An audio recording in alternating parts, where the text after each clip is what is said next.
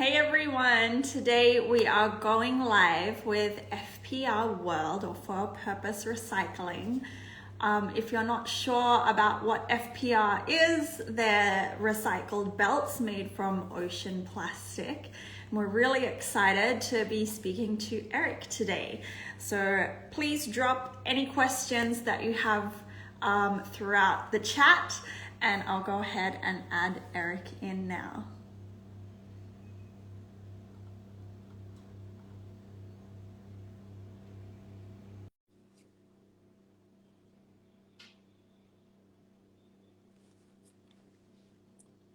Everyone's waving. Hello, everyone.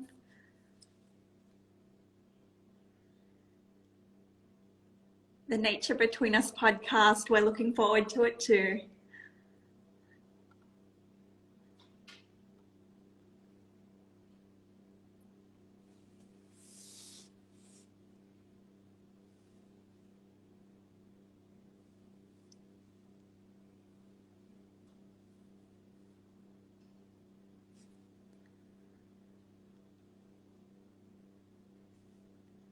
Just pop in any questions that you guys have throughout the live below.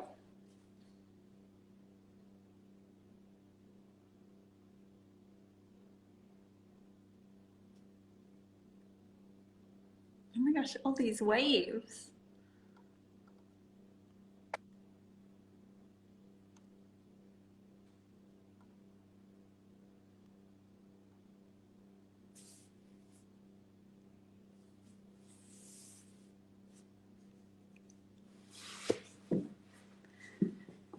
Has anyone tried the belts or seen our styling reel? Let me know.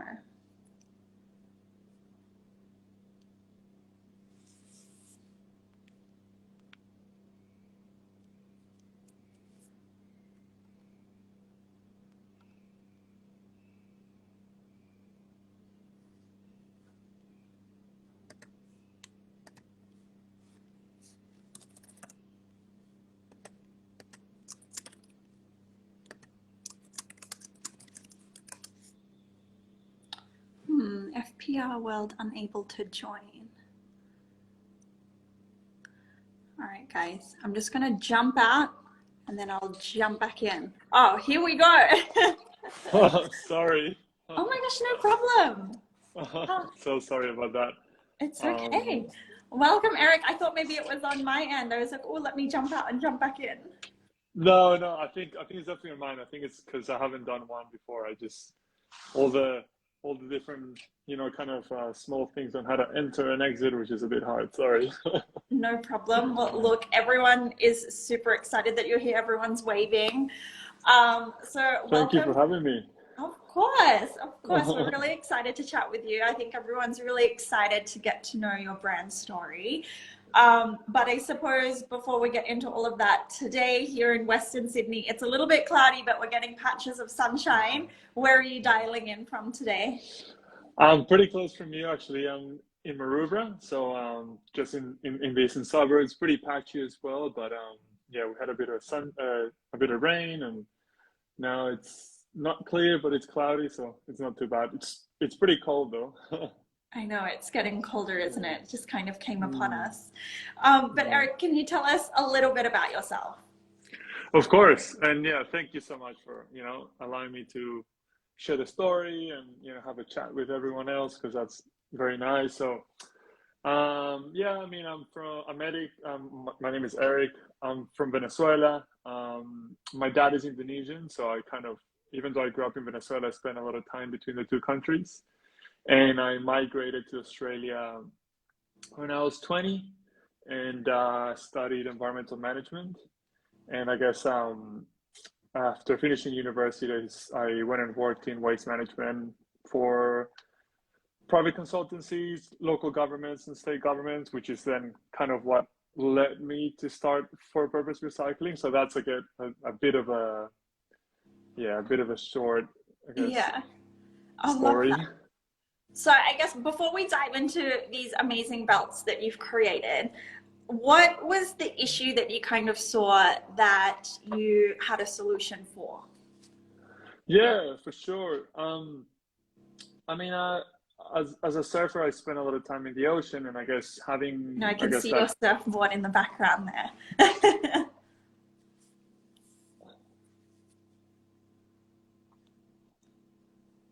Oh yes, yeah, yeah. I think that one is actually my partner's, but yeah, definitely. There's like hundreds of boards all everywhere in the house, and it's always a bit funny, kind of navigating how to get them in and out of a small, kind of Sydney apartment.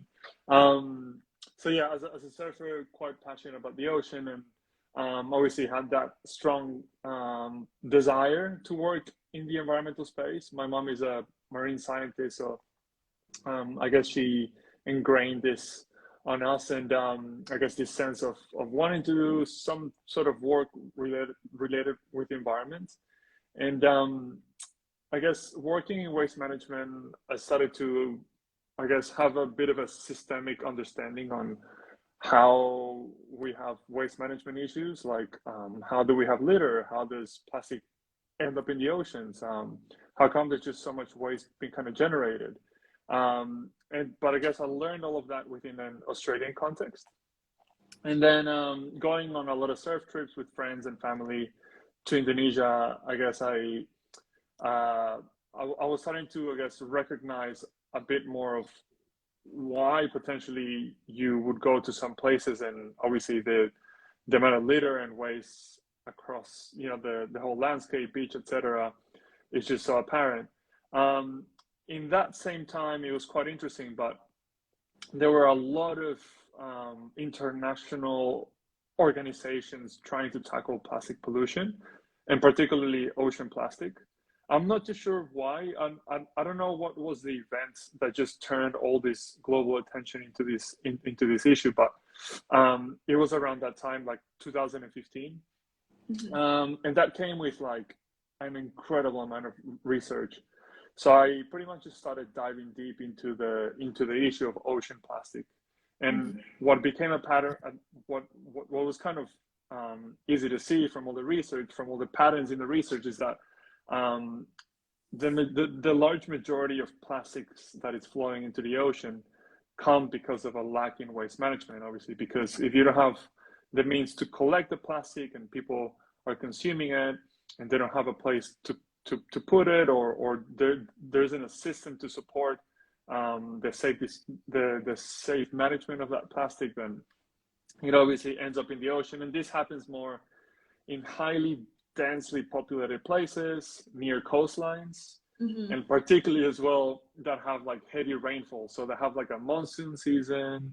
Right. So I mean, obviously Southeast Asia fits this kind of regional criteria pretty well, right?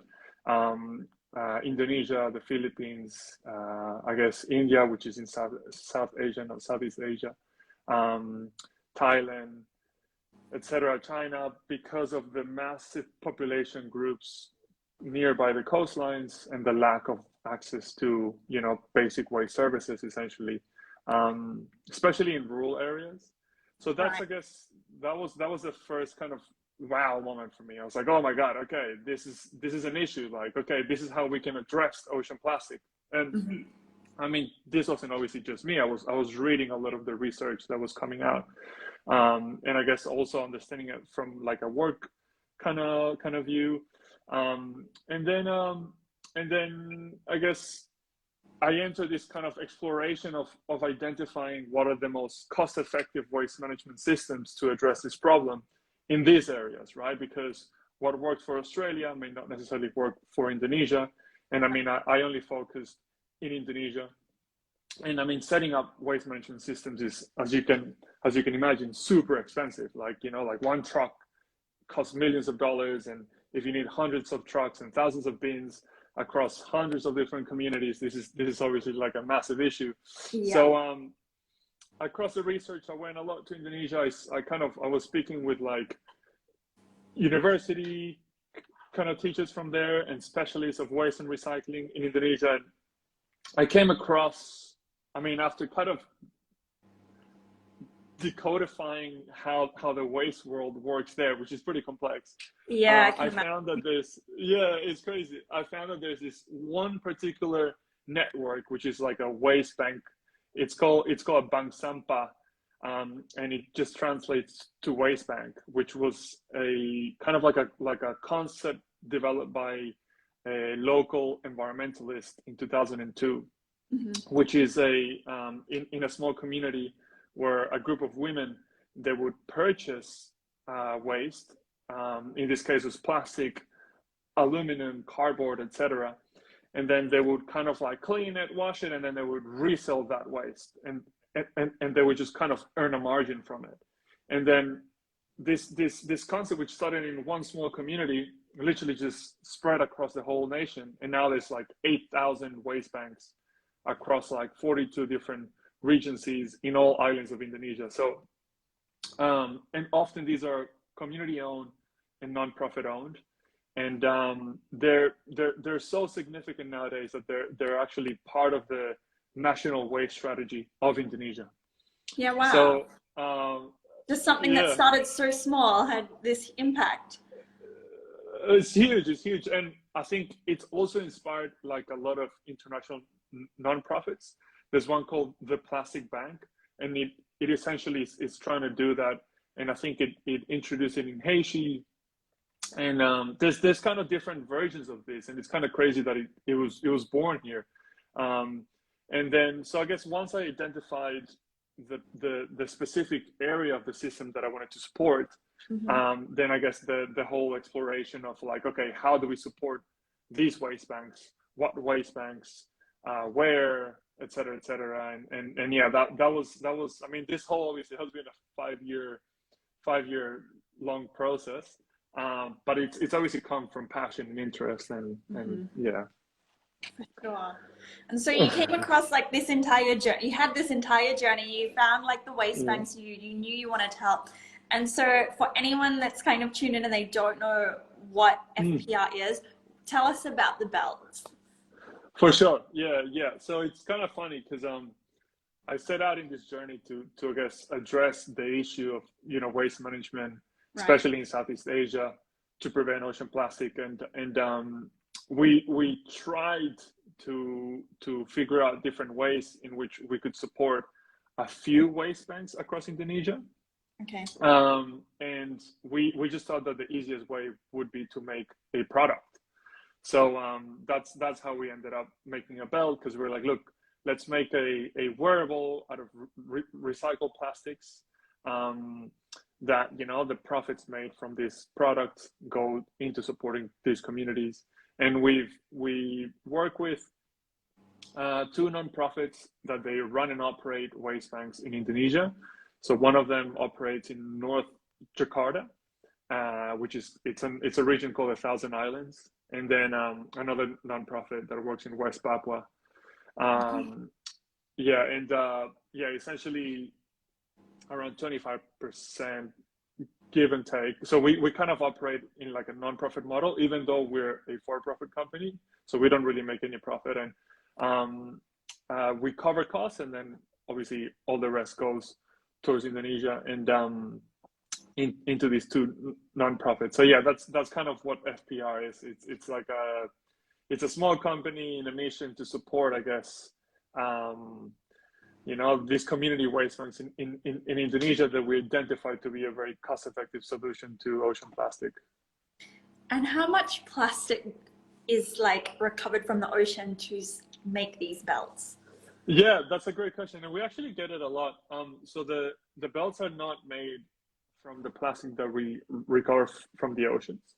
It's made from general recycled plastic, and the key reasons for this is that the plastic made to use the belts is PET, and that's what like the plastic bottles are made out of. And interestingly enough, PET is super valuable. It's like the most valuable plastic out there. And even in countries like Indonesia and India and the Philippines, and especially in Australia, like above 90% of all the PET that is consumed is recovered, right? So then a lot of the plastic that ends up in the ocean is plastic that don't have value. It's plastic that like are like kind of like soft plastics, or like HDPE or different kinds of plastic. So not to get too technical, but to make belts, you need a really high quality, strong plastic, which is that PET.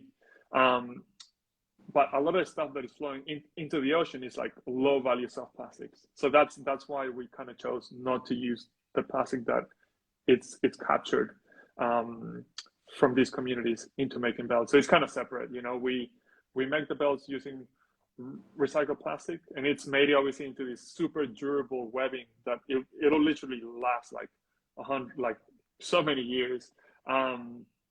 You don't have to wash it. You can just kind of wipe it. And then we use the profits to, I guess, fund waste management and stop the flow of low value plastics into the ocean. Right. And so out of all the accessories that are out there, why did you choose a belt? Yeah, thanks for that. That's an interesting question. I mean, we knew we wanted to create a product that was a wearable, that people kind of felt proud about kind of sharing and showing people.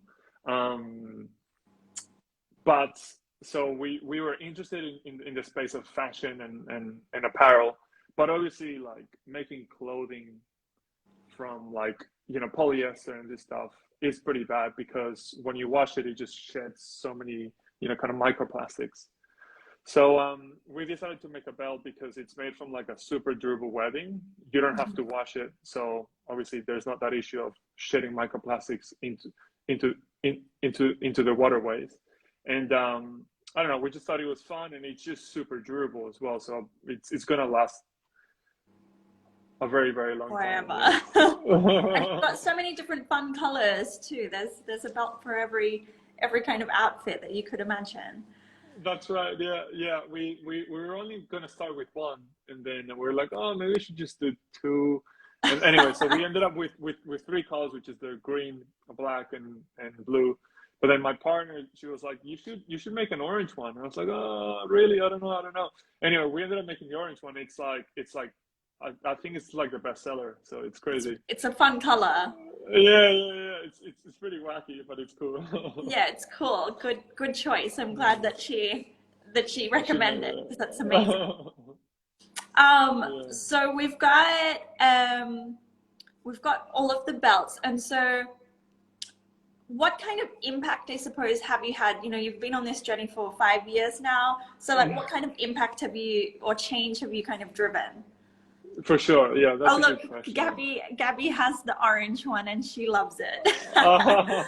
Thank you, Gabby. Thank you, Gabby. Yeah, that's I mean, in terms of impact, like I'm very serious about measuring impact, right? So like, I mean, the direct impact that we know that we can quantify that we've made, we quantify that by kilograms of plastic that we've prevented from entering the oceans. Mm-hmm. Obviously, the amount of money that we've donated, and so since we launched, which was last year in August, which has been, I guess, around 12 months, we've prevented, I think the last time I checked was like 1,980 kilograms of plastic from entering the oceans. Yeah, so wow.